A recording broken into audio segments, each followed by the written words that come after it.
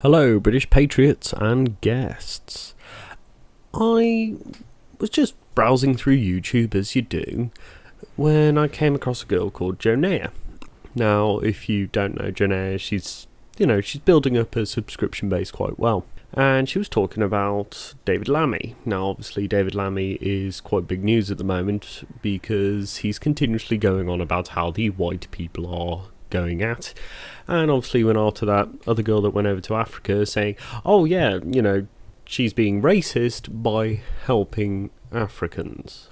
I don't like to get into specifics with this kind of insanity. This is just how they kind of go about their day.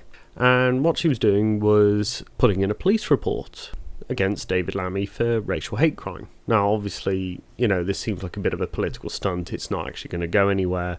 And as expected, because it was the report came across that it was white people he was against, the Met Police gave no care at all. But it was just one thing that really caught my eye before she went kind of on with this. She went through the actual Met definition of hate crimes.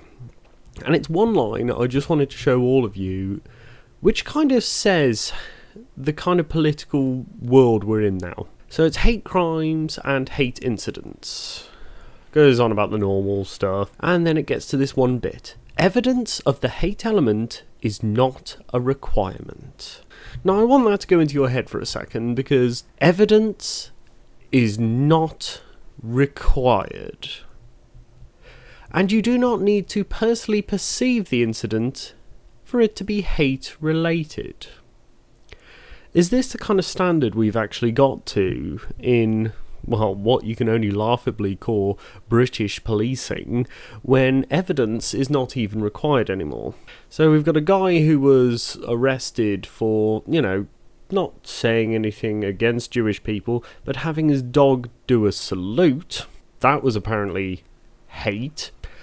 But then you've got a guy like David Lammy who's continuously sat there saying how white people are destroying and all these things against white people. That's fine. So where do we draw the line? Well, I think it's on the colour of people's skin.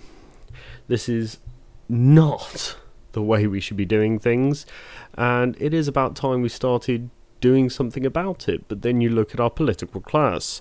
We've got a Tory party who, even though they just voted Brexit, went with a Remainer Prime Minister who's managed to mess up every single thing she's ever tried to do Brexit related. And then you've got the opposition who's very much going through an anti-Semitic outlash. And at the same time, his party are leaving in droves, and then he just turns around and goes, do you know what? I know we made a party promise to go through with Brexit, but we lied. And he's expecting to get voted in? Yeah, I wouldn't call a general election anytime soon, Mr. Corbyn. Well, that's what we've got for this video. Now remember, it's not a crime to be proud of your nation, but apparently some people think it should be.